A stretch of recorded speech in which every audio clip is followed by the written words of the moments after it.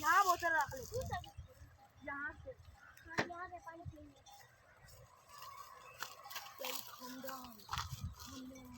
हम कर रहे हैं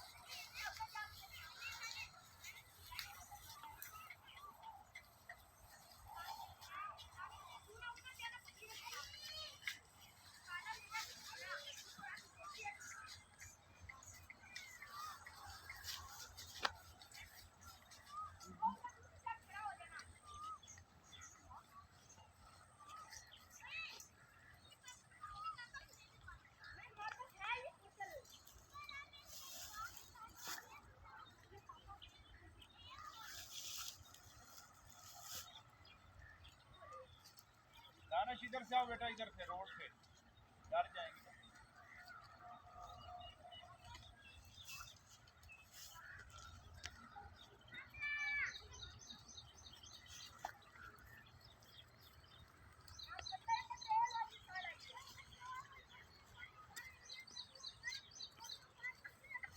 यार बोल के